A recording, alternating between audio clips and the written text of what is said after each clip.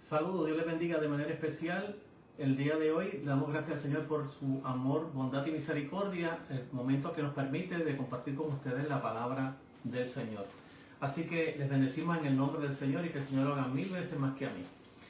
Vamos a estar hoy tocando temas sobre la cristología de Nestorio, que más tarde se va a conocer como nestoriana o nestoriano. Cómo esta teología, cómo elaboró esta enseñanza, esta cristología, que no solamente es una cristología, como ya hemos tocado en todas estas secciones, todo lo que estamos tocando, aparte de que es teología, es también cristología y es también sotrología. Tiene que ver tanto con el tema de la salvación, como también quién es la persona de nuestro Señor y Salvador Jesucristo. Así que en el día de hoy vamos a estar tocando sobre él, dando también una introducción de un poquito de lo que dejamos la semana pasada sobre Apolinario, y vamos entonces a introducirnos dentro de la cristología que elaboró Nestorio, que más tarde fue también condenado en el concilio de Calcedonia. Y también vamos a estar leyendo la palabra del Señor y orando y pidiéndole siempre la presencia del Espíritu Santo en nuestras vidas para que nos ayude, nos ilumine, nos guíe a entender la palabra de Dios, y nos guíe y nos ilumine también para entender cómo estos pensadores pudieron tratar de explicar el misterio de la doctrina de la encarnación de nuestro Señor y Salvador Jesucristo, y cómo esto complicó en muchas ocasiones, porque esto no fue un problema meramente teológico, cristológico o soteriológico, sino que también fue un problema de lucha de poderes. La iglesia en los primeros siglos también se envolvió, especialmente desde Constantino en adelante, se envolvió en lucha de poderes entre las comunidades de fe mayoritarias, que eran las que tenían poderes, tanto educación, escuelas, universidades, cómo se entendían estas verdades en estas escuelas, y esto tuvo sus tensiones durante los primeros 5 siglos de la era cristiana, hasta que más tarde se va a solidificar lo que se llama la ortodoxia de la iglesia, o lo que llamamos regularmente la sana doctrina de la iglesia. ¿Cómo entendemos esta persona llamada Jesucristo, llamado el Nazareno, llamado el Verbo de Dios? Entonces vamos a estar leyendo la palabra del Señor en el libro de Colosenses. Gracias a todos aquellos y aquellas que siempre nos ayudan dándole like a la página, como también dándole share, compartiendo con otros, con otras, las verdades de la palabra del Señor. Estamos tratando de ayudar a aquellos que aman la teología bíblica, aman el aprender la palabra del Señor, van a alguna escuela, algún instituto, alguna universidad, y quieren conocer con quizás más lujo y detalle los aspectos de cómo se está entendiendo esta persona llamada Jesús. Y de hecho es también un propósito muy personal, subjetivo mío, de poder, después de esta serie de estudios, poder llevar entonces otro estudio que tiene que ver lógicamente y cronológicamente con este. Así que por eso es que estoy llevando este sobre quién es la persona de Jesús. Y como siempre hemos tratado de decir que estamos llevando, no explicando ontológicamente quién es Jesús, sino que estamos tratando de llevar primeramente cómo se interpretó esta persona llamada Jesús en los primeros siglos de la era cristiana.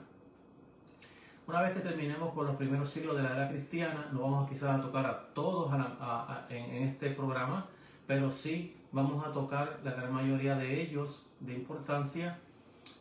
Hay otros que son tan similares que no valdría la pena tocarlos, pero estamos tocando estos que para nosotros, bien subjetivos, estamos tratando de ver aquellos que sí tienen que ver profundamente con la doctrina de la fe cristiana. Y luego daremos un brinco al tiempo contemporáneo, al tiempo que vivimos, un poquito más atrás, claro está, de lo que vivimos desde que comienza el tiempo de la Ilustración. Hacia acá vamos a estar hablando de quién es Jesucristo también, durante ese tiempo cómo los teólogos explicaron a esta persona llamada Jesús de Nazaret. Y por último estaremos tocando ontológicamente quién es esta persona, qué misterios hay, cómo se explica este misterio de la gracia de Dios, de cómo Dios se encarna, Emmanuel, Dios con nosotros, viene a morar con nosotros, a estar con nosotros, a poner su tabernáculo entre nosotros y estar los años que estuvo ministrando la palabra hasta que fue muerto, crucificado, muerto, resucitado y ascendió al cielo. Y luego que terminemos con todo ese andamiaje que llevamos en esta enseñanza, estaremos entonces enseñándole el otro tema que queremos traer, que también es un tema sumamente largo, pero es un tema que no se predica, no se enseña, y para mí es importantísimo llevarlo, porque es parte de lo que es la fe cristiana y el evangelio. Así que vamos a estar mirando la palabra del Señor en el libro de Colosenses, capítulo 1 del 15 al 23, no sin antes orar y darle gracias al Señor y pedirle el acompañamiento de la persona del Espíritu Santo entre nosotros para que nos dé sabiduría, nos ayude a entender este tipo de enseñanza que llevamos, que a veces se hace un poco complicado, pero una vez que usted lo oye 1, 2, 3, 4 veces, uno va tomando el estudio, pudiéndolo atesorar un poquito mejor, aprender un poquito más de él y entenderlo mejor. Gracias, Señor, por tu amor, bondad y misericordia. En esta hora te pedimos tu asistencia, tu guianza por tu Espíritu Santo a mí y a todos aquellos que nos ven, nos escuchan, que le ponen atención a este programa, aquellos que les gusta aprender la palabra del Señor. Ayúdanos a ellos y a nosotros para poder seguir llevando programas educativos que ayuden al pueblo de Dios. En el nombre de Jesús te lo pedimos y te damos gracias. Amén. La palabra del Señor dice en el libro de Colosenses, capítulo 1, versos del 15 al 23, de la siguiente manera, así como sigue: Él es la imagen del Dios invisible, el primogénito de toda creación. Porque en Él fueron creadas todas las cosas, las que están en los cielos y las que están en la tierra, visibles o invisibles, sean tronos, sean dominios, sean principados, sean potestades. Todo fue creado por medio de Él y para Él. Y Él es antes de todas las cosas, y todas las cosas en Él subsisten. Él es la cabeza del cuerpo, que es la iglesia, Él que es el principio, el primogénito de entre los muertos, para que en todo tenga la preeminencia, por cuanto agradó al Padre que en Él habitase toda la plenitud, y por medio de Él reconciliar consigo todas las cosas, así las que están en la tierra como las que están en los cielos, haciendo la paz mediante la sangre de su cruz. Y a vosotros también, que erais en otro tiempo extraños, enemigos en vuestra mente, haciendo malas obras, ahora os ha reconciliado en su cuerpo de carne por medio de la muerte, para presentaros santos y sin mancha, irreprensibles delante de Él. Si en verdad permanecéis fundados y firmes en la fe, sin moveros de la esperanza del Evangelio que habéis oído, el cual se predica en toda la creación que está bajo del cielo, del cual yo, Pablo, soy hecho ministro. Dios añada bendición a su palabra en nuestros corazones y nos ayude siempre a entender la bendita palabra del Señor en nuestras vidas. Entendiendo la palabra del Señor podemos fortalecernos en la fe. La fe se fortalece por medio de la palabra y del conocimiento bíblico, el conocimiento bíblico por medio de la fe.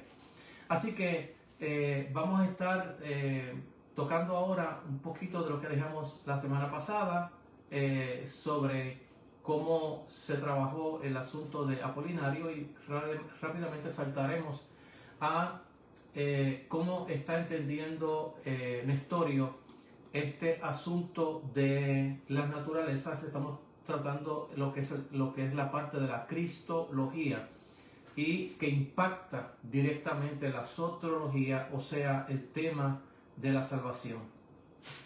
Entonces, cuando la doctrina del Hijo de Dios fue establecida en la iglesia ya oficialmente como ya habíamos hablado la semana pasada, surgió la cuestión de la relación de las dos naturalezas de nuestro Señor Jesucristo y cómo Apolinario ofreció una solución al problema aceptando en este caso la concepción platónica, trinitaria, de espíritu, alma y cuerpo, y cómo estos se unieron en Jesús.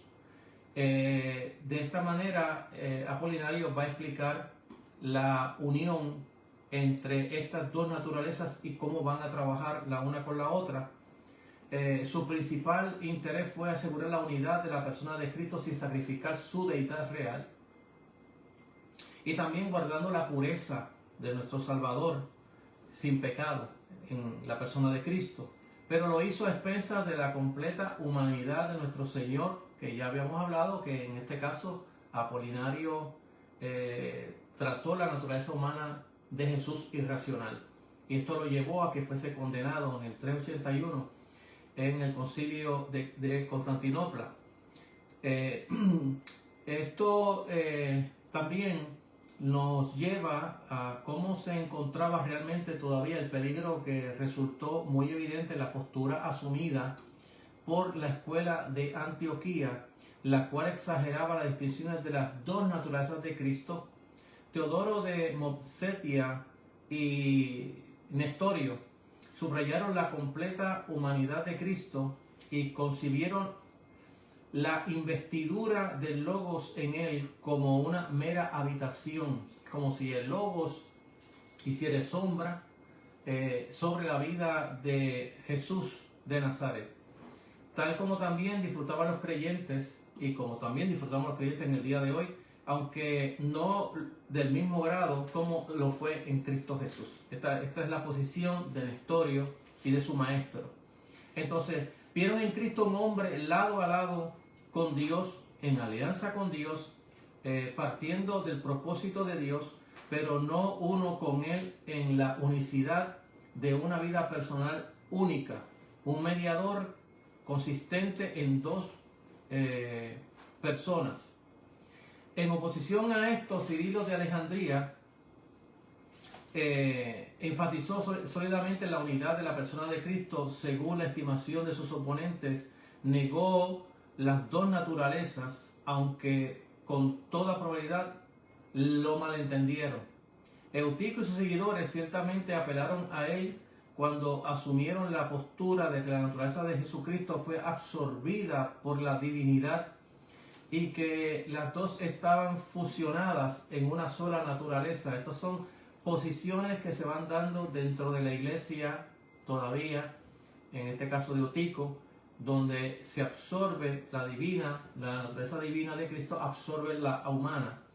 Una postura que implicaba la negación de las dos naturalezas de nuestro Señor Jesucristo, y el concilio de Calcedonia en el 451 lo va a condenar, va a condenar esa postura de Nestorio, como también de Eutico y el Pelagiano, que también fueron condenadas en ese mismo concilio, para ratificar que cada una de estas enseñanzas, cómo se estaba entendiendo la persona de Jesús, estaba en una posición herética en su enseñanza, se estaba, por así decirlo, destruyendo esa unión hipostática, la unión de estas dos naturalezas, la humana y la divina, y la persona de Jesús, y cuáles eran estas implicaciones dentro de la soteriología o el tema de la salvación.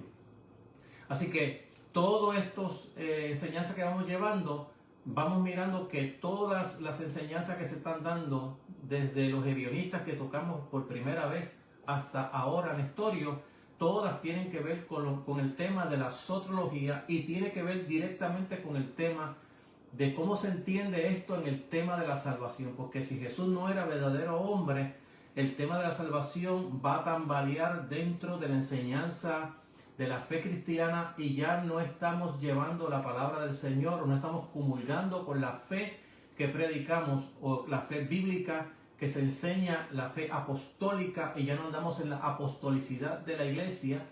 Y al no andar en la apostolicidad de la iglesia, mucho menos estaremos andando en comunión los unos con los otros. Es uno de los ataques que Jesús siempre hizo, que no solamente Jesús, que Pablo hizo y que también lo hizo el apóstol Juan.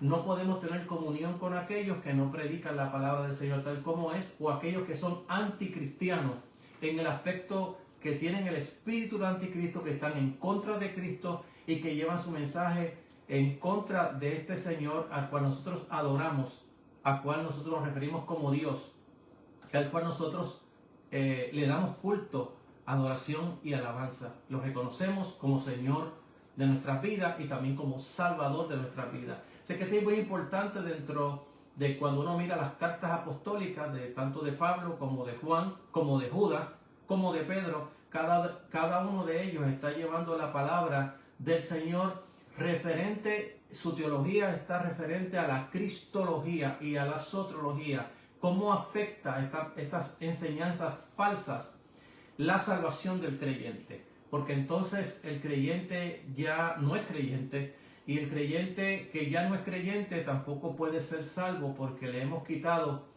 parte de lo que la Biblia enseña acerca de esta persona llamada Jesús, nuestro Señor y Salvador.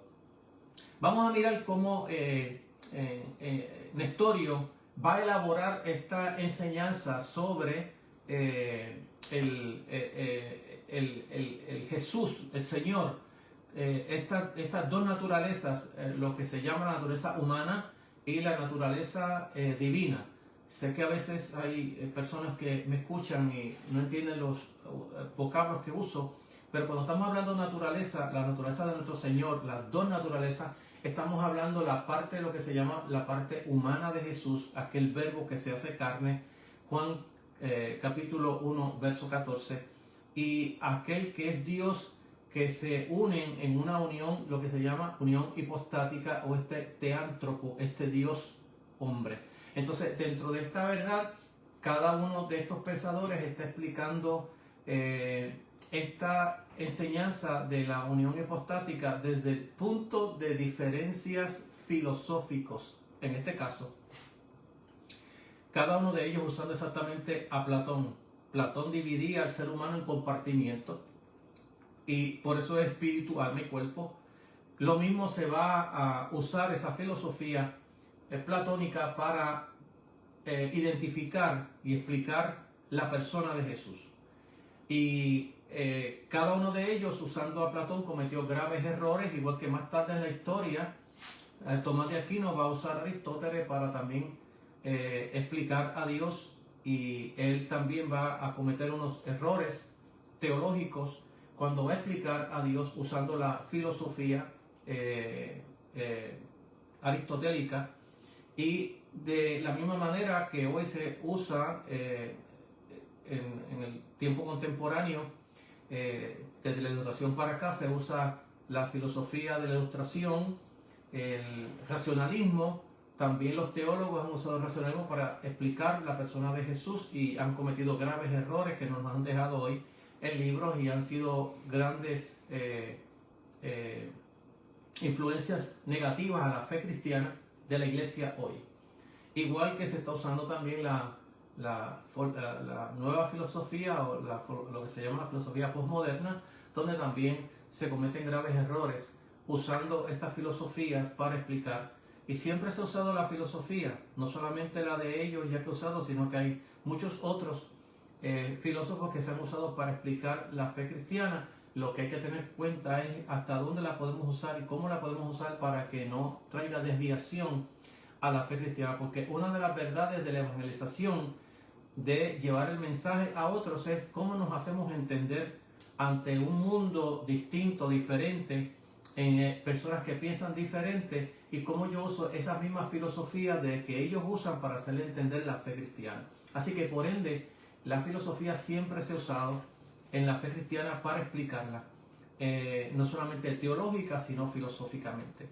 Entonces vamos a mirar cómo esto que trajo grande controversia, cómo elaboró Nestorio esta enseñanza, esta cristología, que se convierte luego más tarde, cómo afecta la soterología, cómo él la elabora y cómo esta elaboración de su enseñanza. Él era obispo en en Constantinopla, un obispo central importantísimo, pero que ante las predicaciones y la publicación de sus predicaciones, Cirilo de Alejandría, de allá de Egipto, se da cuenta de que la enseñanza de Nestorio no es una enseñanza de sana doctrina, no es ortodoxa, y pues al tratar de trabajar con este asunto, vuelvo a repetir, esto es un asunto que yo no voy a meterme en él ahora, pero sí hubieron unos asuntos sociales, políticos, en los cuales ambos estaban envueltos.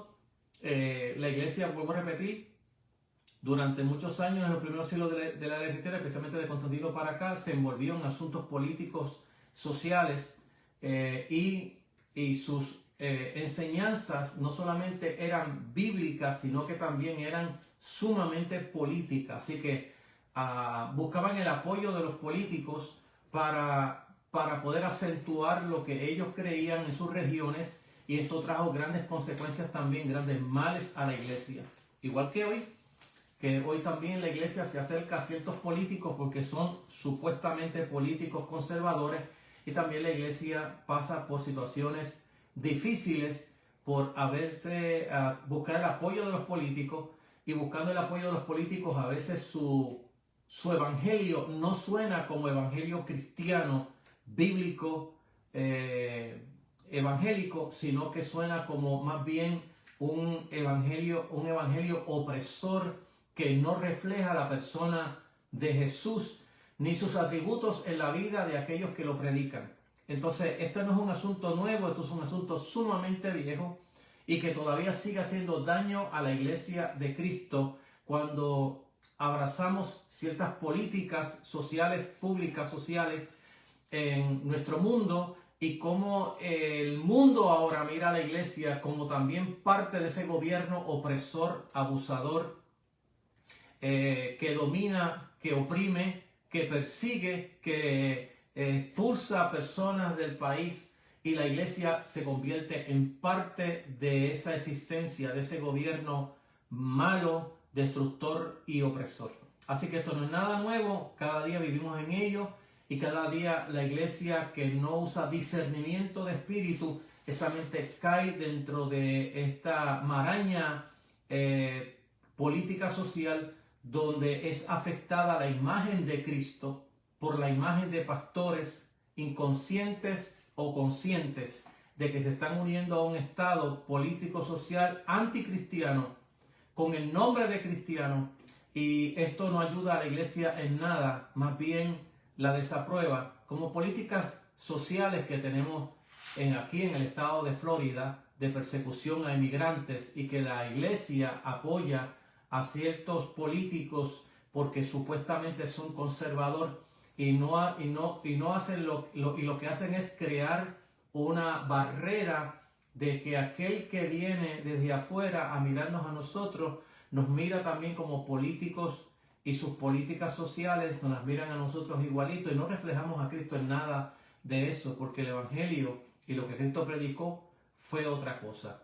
Y de hecho, lo que Cristo vindicó en su ministerio, en sus 3 años y medio de ministerio, fue exactamente a las personas menos agraciadas, menos privilegiadas del mundo en el cual él vivía. Allí tenemos a la viuda, a los huérfanos, a los pecadores, a las prostitutas, es decir, a tantas clases de personas que el hombre religioso, fariseos, saduceos, escribas, odiaban y no podían ver, y la Biblia nos dice que Jesús comía y bebía con ellos. Y esto es una reflexión para aquellos pastores que no saben hacer diferencia entre la sociología política y la política social, en el cual se envuelven los políticos y buscan envolver también a la iglesia dentro de sus políticas sociales, que son opresoras. Entonces, en el día de hoy no le pasó solamente eso a Nestorio, como también le pasó también eso a Cirilo, y le ha pasado también a muchos, y le pasó también a los arianos, donde buscaron también ayuda política para defender su enseñanza. Y así ha pasado en la historia de la iglesia, y sigue pasando hoy, buscando el favoritismo y el respaldo de los políticos. Destruimos la hermandad entre la fe cristiana, la hermandad entre los hermanos, la coinonía y la hermandad en la fe de la iglesia, que es diferente al mundo que nos rodea. La iglesia es un pueblo especial, es el pueblo de Dios y es un pueblo distinto al pueblo que no tiene el Espíritu de Dios, que no ha sido bautizado por el Espíritu de Dios, que no es parte de la iglesia del Señor. Y la iglesia es un pueblo único en la historia y lo será hasta que el reino de Dios sea establecido en la tierra como en el cielo.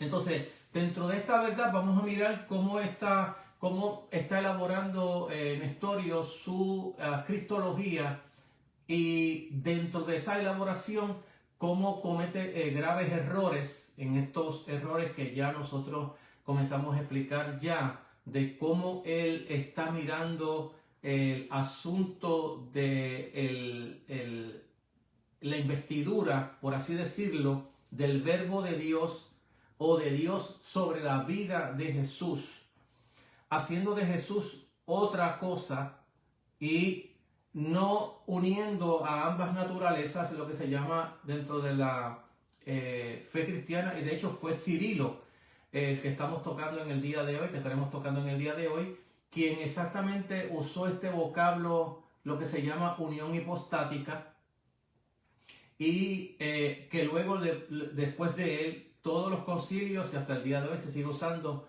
la misma expresión que usó Cirilo. De hecho, que él venía también torcido con el problema que ya habíamos hablado primero de Apolinario, porque él también abrazaba bastante la enseñanza de Apolinario, pero cuando se da el caso con Nestorio, él entonces va recapacitando que su enseñanza cristológica no está tampoco tan sana como se miraba, y al Nestorio está enseñando esta división entre naturalezas, en un juego de palabras que estaremos tocando ahorita, que aparente ser un juego de palabras filosóficos sobre la naturaleza incompleta y completa, y cómo éstas se unen, y si se unen, cómo aparece otra tercera naturaleza, como le explicaba Nestorio.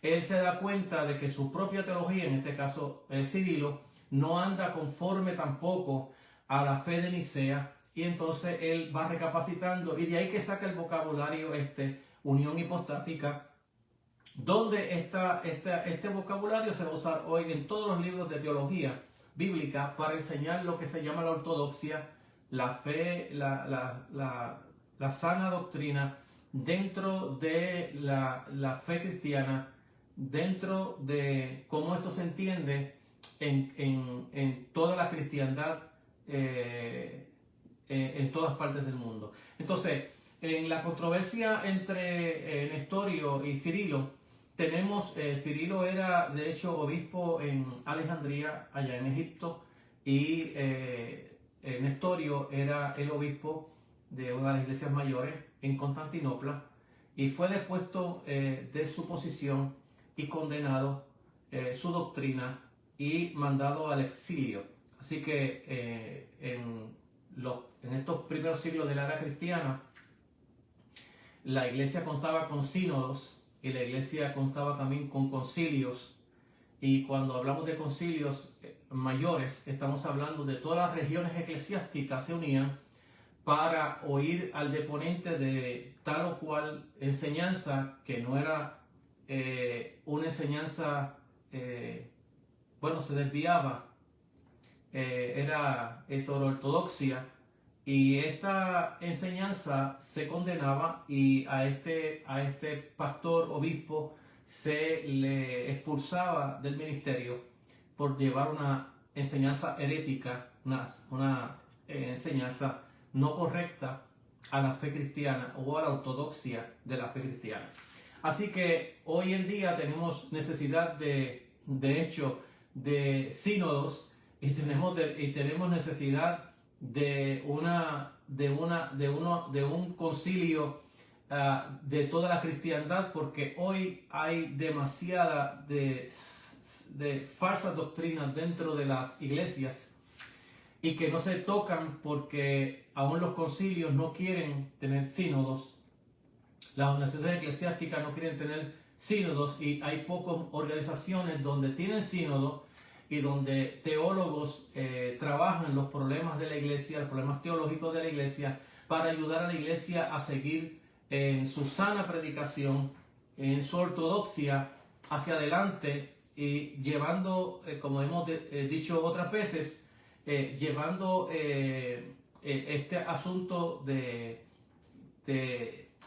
la apostolicidad de la iglesia hacia adelante hasta el fin, hasta que el Señor regrese y establezca su reino. Así que vamos a tener esta controversia entre estos dos seres humanos, dos líderes grandes, uno de Alejandría y otro de Constantinopla, y cómo ellos están elaborando esta enseñanza, y se da un nuevo episodio, un choque entre la cristología de tipo logo carne que habíamos tocado de Apolinario y la cristología tipo logo hombre, que es la cristología que ha elaborado Nestorio, que más tarde se le va a llamar los nestorianos.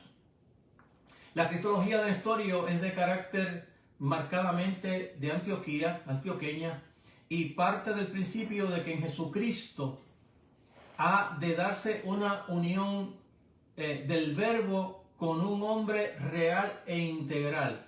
Este caso se explica de la manera más sencilla que yo puedo explicarlo, es que sobre esta persona llamada Jesús, que nació de María, el verbo le hizo sombra o vino sobre él, pero no se unió a él. En este caso, él rechazó todo lo que fuese lo que se llama unión hipostática, es decir, la unión de dos naturalezas, humana y divina, a la misma vez. Así que este es el gran problema que va a presentar Nestorio, y por el cual va a ser acusado tanto en el sínodo y más tarde en Calcedonia. En el 451 va a ser condenado, tanto ellos como Eutico, como también Pelagio o Pelagiano, van a ser condenados como falsa enseñanza. Los pelagianos porque no le daban, Pelagio enseñaba que el ser humano era sumamente inteligente, que no necesitaba la gracia de Dios para salvarse, que podía hacerlo por sí propio. De ahí sale la palabra Pelagio, y que los concilios van a condenar esta enseñanza, donde no es necesaria la gracia de Dios, donde yo vengo a los pies del Señor por mi propia cuenta, por mi propia sabiduría, no porque el Espíritu Santo me toca mi vida y la gracia de Dios me toca para ser salvo. Este es el problema de Pelagio. Entonces, dentro de esta enseñanza, dentro de este concilio se van a condenar varias enseñanzas heréticas que se están dando en la iglesia, y en el día de hoy vamos a estar tratando más bien a Nestorio y cómo él está elaborando este tipo de cristología, donde el verbo viene sobre esta persona integral, esta persona, lo que él le llama naturaleza completa.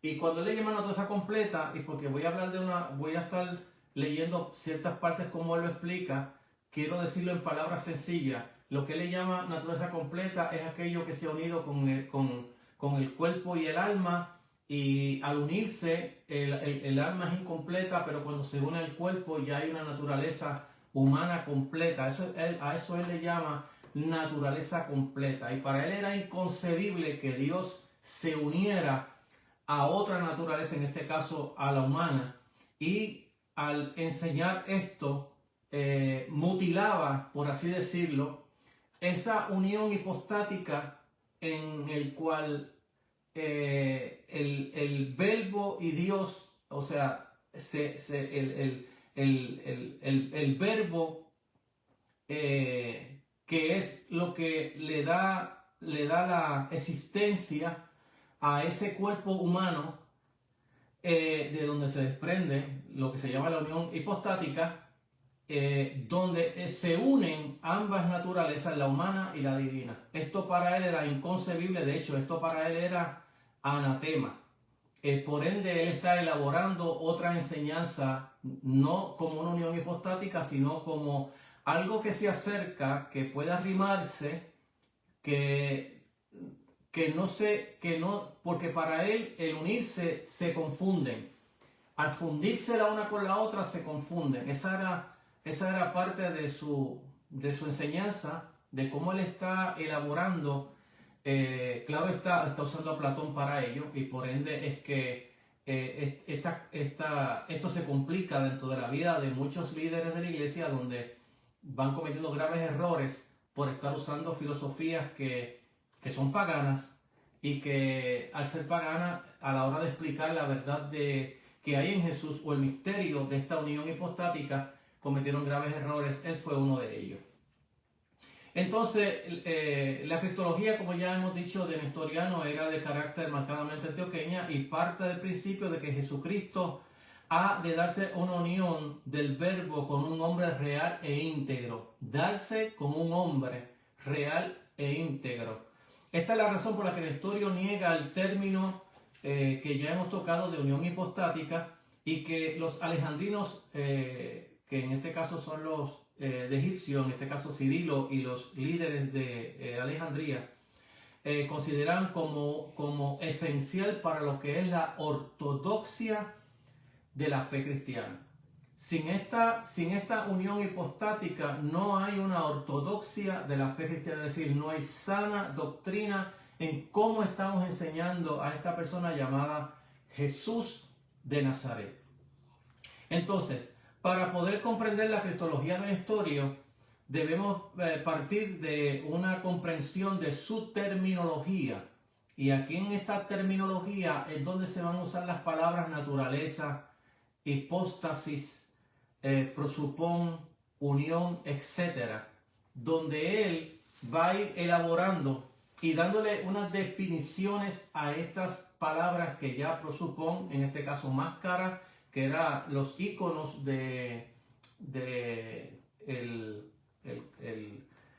¿cómo llamo? El teatro griego.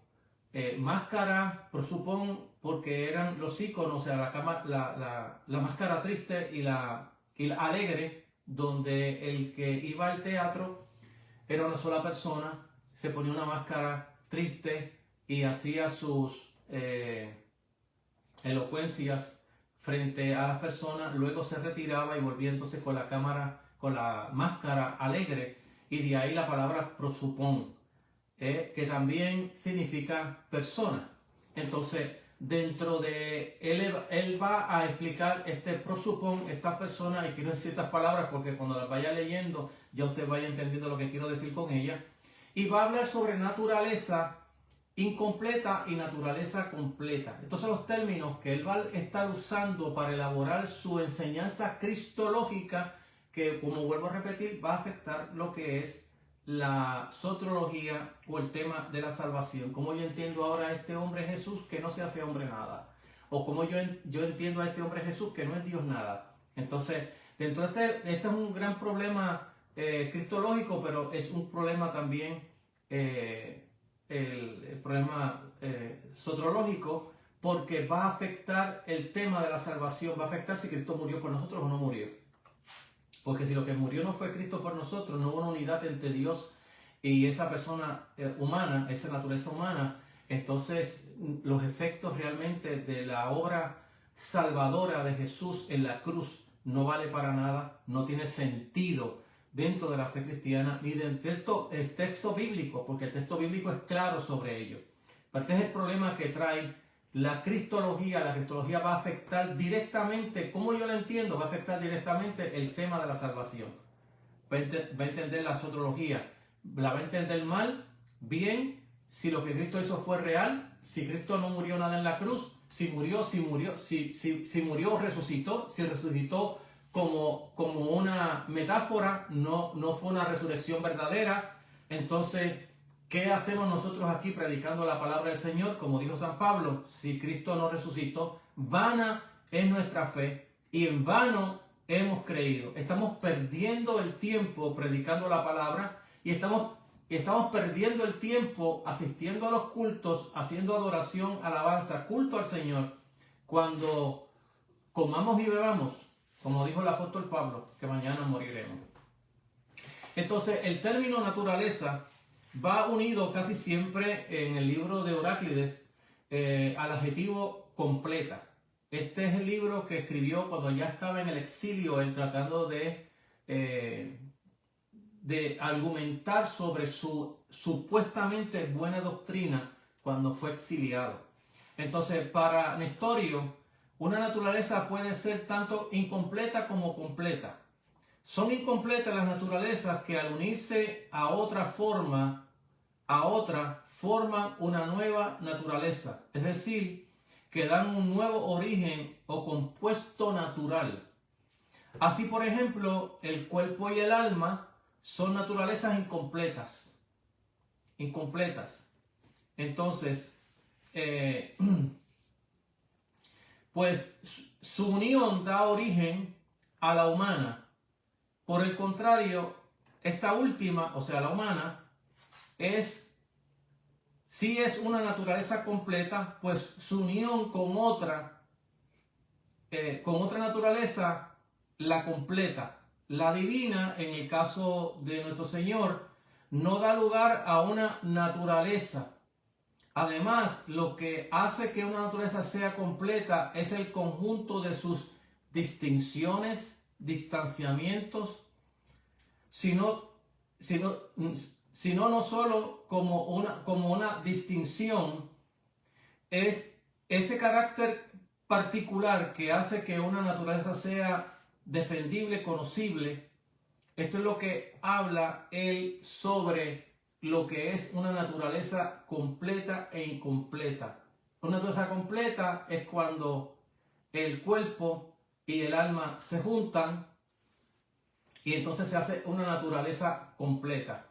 Entonces, dentro de esta enseñanza de naturaleza completa e incompleta, él va a hacer una división entre la naturaleza divina y la humana, en que éstas no pueden juntarse, porque si se juntan ocurre ahora una tercera naturaleza. Así él enseñaba este término de naturaleza completa o incompleta.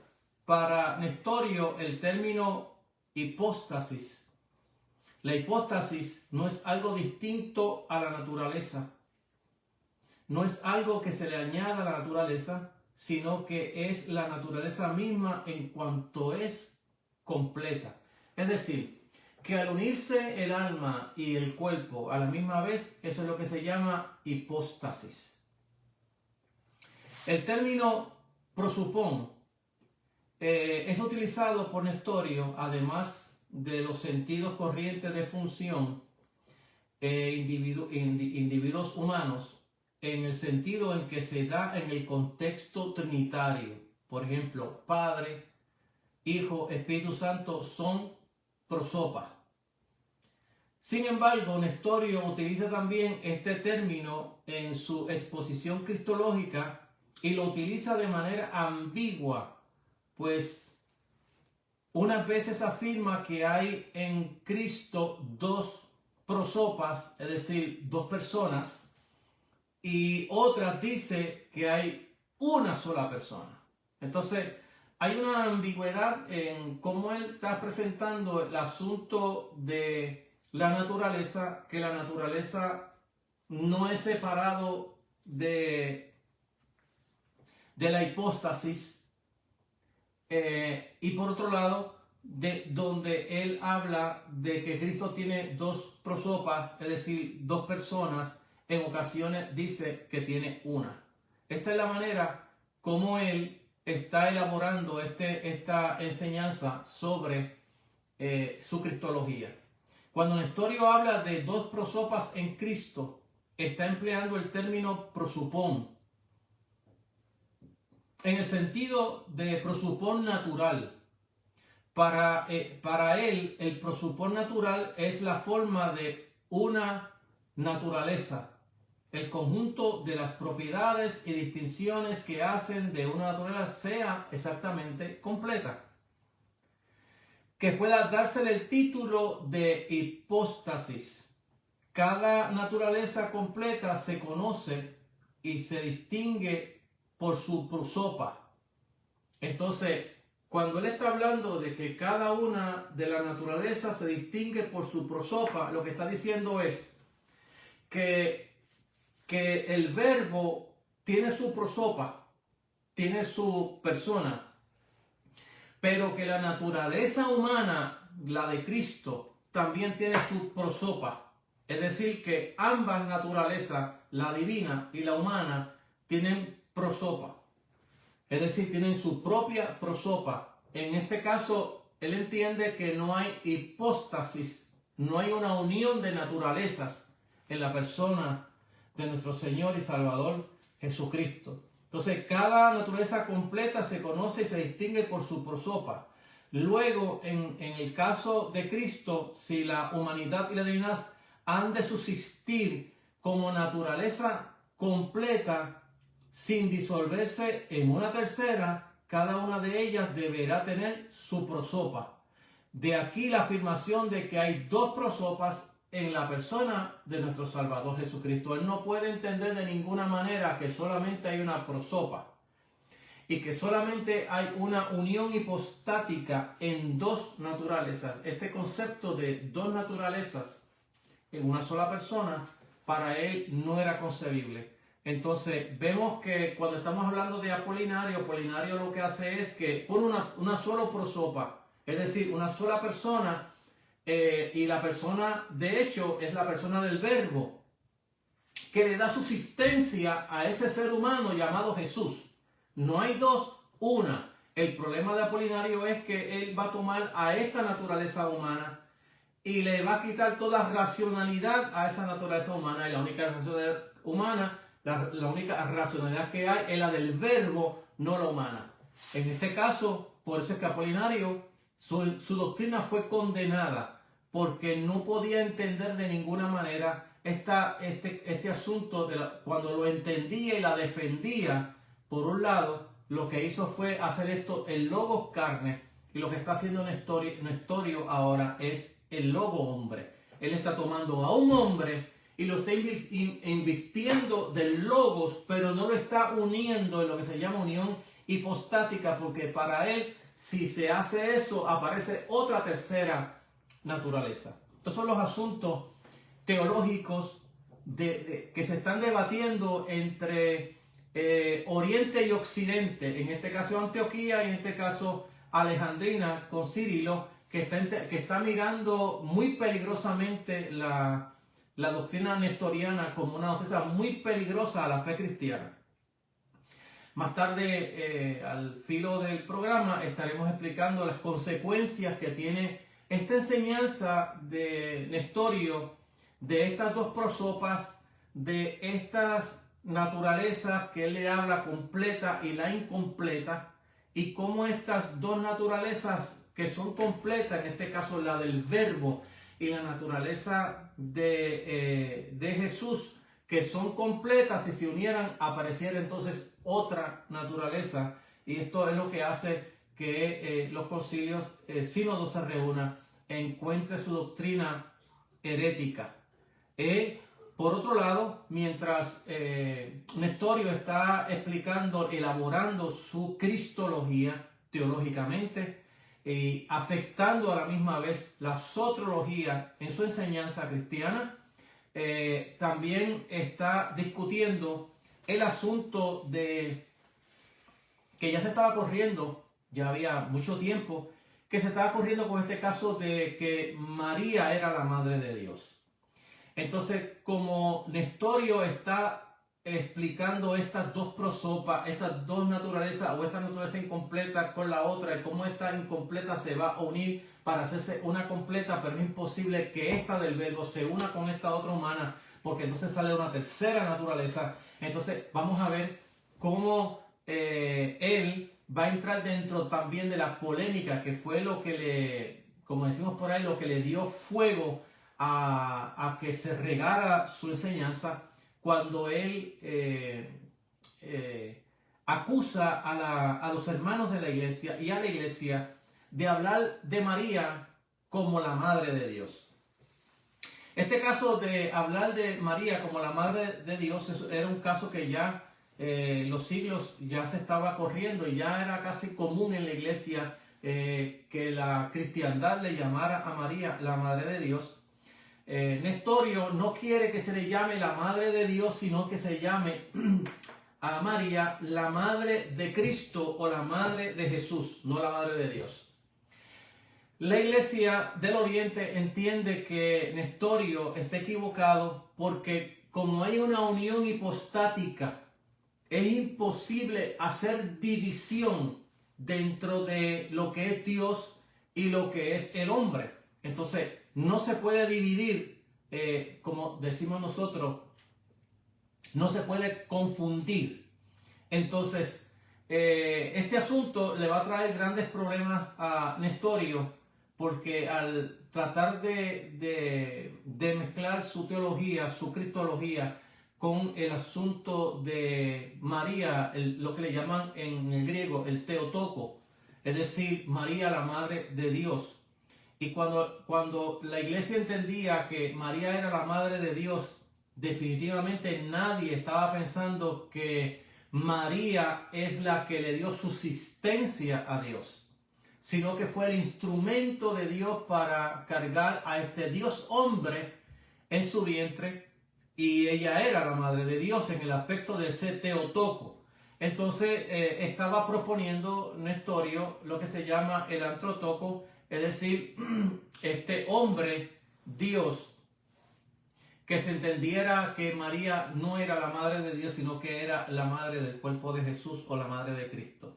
Esto le trajo grandes problemas a Nestorio porque la iglesia estaba entendiendo este caso de la Madre de Dios desde el punto de vista de su crianza como madre, pero no desde el punto de vista de subsistencia, es decir, de que María fue la que trajo el mundo a Dios. Entonces, este es un problema teológico que va a traer grandes problemas a la vida de este hombre, de Nestorio, y por los cuales la iglesia, el concilio, el sínodo, el concilio, van a condenarlo por su enseñanza que era contraria a la fe cristiana. Entonces, la manera como Dios se ha unido a Jesús es la propuesta que está proponiendo Nestorio, que está explicando Nestorio, que está tratando de llevarle al pueblo esta enseñanza. Pues le va a traer grandes problemas a Nestorio, va a ser condenado y su doctrina va a ser condenada. Y entonces se va a entender que no es una doctrina ortodoxa. Se le va a enviar a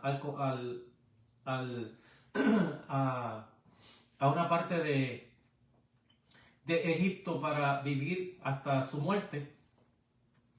En otras palabras, que se va a exiliar a Nestorio y se depone de su cargo. Entonces, hay otro sentido en que resulta necesario afirmar que hay en Jesucristo una sola o un solo prosopón, es decir, una sola personalidad.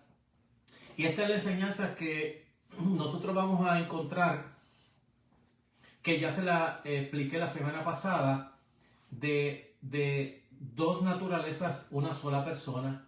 Y en el caso que Nestorio está tratando de explicar, es que está hablando de dos naturalezas separadas, la de Dios y la humana, y está hablando de dos prosopón, porque él entiende que es imposible que una naturaleza no tenga prosopón. Como no tiene prosopón, no puede ser una naturaleza completa, tiene que ser incompleta. Por lo tanto, él está poniendo una personalidad al verbo, al verbo Dios, y le está dando una personalidad también a Jesús. Este prosopón es el que Nestorio llama prosopón de unión, prosopón de dispensación, prosopón común o prosopón voluntario. Este prosopón en el Hijo es idéntico a la segunda persona de la Trinidad. En Jesucristo Dios ha unido su prosopón divino a la naturaleza humana. Mas esto no destruye en modo alguno las dos prosopas naturales que corresponden a cada una de las naturalezas completas o hipóstasis que se unen en Jesucristo. Fíjese cómo está elaborando él. Hay un prosopón en Dios, hay un prosopón en este Jesús, y hay una unión voluntaria, y él usa la palabra voluntaria distintamente a que yo estoy concediendo de mi propia voluntad esto. Eso no es lo que él quiere decir cuando usa la palabra voluntaria. Entonces es importante que cuando nosotros estamos mirando a Nestorio, que emplea este término prosopón en el sentido, lo está usando en el sentido dinámico, que no está sujeto a la descripción estática u ontológica. El que Cristo tenga un prosopón divino quiere decir que Cristo desea lo que Dios desea, actúa como Dios actúa, y es la verdadera revelación de Dios. Luego, para Nestorio, no se trata de dos naturalezas como si fueran dos cosas distintas que se unen en Jesús. La encarnación es más bien el hecho de que el ser humano Jesús actúa como el prosopón de Dios de un modo dinámico. Es como si el Verbo poseyera a Jesús de Nazaret y este va a actuar como Dios actúa, va a caminar como Dios actúa y va a hacer las cosas como Dios las hace. Este es el caso donde él habla en forma dinámica del prosopón, no ontológica. Así que él está usando distintos conceptos, todo para no unir dos naturalezas. Esta es la posición que está usando Nestorio para explicar su enseñanza cristológica, su enseñanza acerca de quién es Jesús, cómo él lo concibe dentro de lo que son las naturalezas, prosopón y la hipóstasis. Entonces, él está mirando que es imposible que el Verbo se uniera ya a lo que él llama naturaleza completa, porque eso sería que al unirse crearía otra naturaleza más. Esta es la manera como está trabajando él este asunto de las naturalezas, de los prosopón o personalidad, las naturalezas, tanto la divina como humana, y la subsistencia, que en este caso se llama la hipóstasis, cómo se está trabajando, porque él, de hecho, no quiere usar la palabra hipóstasis, porque dentro de lo que se llama la persona de Jesús, por el asunto de que él no encuentra cómo es posible que se una la naturaleza humana, que ya es completa, y ahora la naturaleza divina, que también es completa, al unirse, no podrían unirse porque entonces traería otra naturaleza más. Entonces, este es el asunto de cómo él está empleando la filosofía platónica para explicar a Jesús y cómo esto le hizo daño a él y a sus seguidores, que ellos siguieron enseñando exactamente este asunto de la naturaleza completa, la incompleta, lo que es también el prosopón, porque toda naturaleza completa tiene un prosopón, una persona, es decir, toda persona que tiene un cuerpo tiene un prosopón, tiene una personalidad. Esta personalidad no se puede unir con otra personalidad porque esa personalidad también está completa, pero si se unen sale otra entonces naturaleza. Entonces no puede haber una hipóstasis o una unión hipostática dentro de estas dos naturalezas. Así que la teología cristológica de Nestoriano es una teología que divorcia al Verbo de Dios con este Jesús de Nazaret. por lo tanto, al divorciarla va a ser una crisis dentro de la teología bíblica, dentro de lo que llamamos el tema de la soteriología, el tema de la salvación. Bien, amados, complicado este tema quizás para algunos, pero le invitamos a que siempre pueda reescuchar los videos para que pueda seguir aprendiendo de la palabra del Señor y podamos tener ese discernimiento del Espíritu cuando alguien nos explica desde su punto de vista quién es Jesús, porque la manera que las personas las explican es la manera de cuál es su fe, qué es lo que cree y cómo lo cree. Así que, amados, ya estamos en el filo del programa, no sin antes recordarle que nuestro programa siempre trata de llevar esta enseñanza desde una manera contextual y contemporánea, reconociendo que el Espíritu Santo en la vida del creyente también sigue siendo contextual y contemporáneo y sigue ayudando al ser humano en el aquí y en el ahora. Así que le oramos y damos gracias al Señor y le pedimos que siempre esté pendiente a este programa. Le invitamos a que si puede compartir el video, bien lo puede hacer, como también si puede usarlo para cosas personales de estudios en grupo, también lo pueden hacer. No hay que pedirme permiso, lo hacemos todo para bendecir al pueblo del Señor. Oramos y damos gracias al Señor y nos despedimos hasta el próximo domingo, si así el Señor lo permite. Padre, gracias por tu amor, bondad y misericordia, y te pedimos que sigas trabajando de una manera especial en el pueblo del Señor, ayudándolo a entender su fe, vivir su fe y poder agradarte, y poder rescatar vidas que no conocen el Evangelio que predicamos para que puedan entenderlo y puedan reconocer a Jesús como Señor y Salvador de su vida. Hazlo porque lo pedimos en el nombre de Jesús, quien damos gracias. Amén. Bendiciones, amados, hasta la próxima semana, si el Señor así lo permite. Que reciban del Señor muchas bendiciones. Como siempre digo, que el Señor les bendiga 1000 veces más que a mí. Y recuerde de darle share y también de darle a compartir a los hermanos y hermanas. Y saludamos a nuestra hermana Alma Pavón y también a Miguel Pérez, que siempre está con nosotros, nos saluda. Así que bendiciones a todos. Que el Señor, amén. Y Johnny Viera también, mi gran amigo que siempre está con nosotros. Así que Dios le bendiga a todos, amados. Hasta el próximo domingo, si así el Señor lo permite. Amén.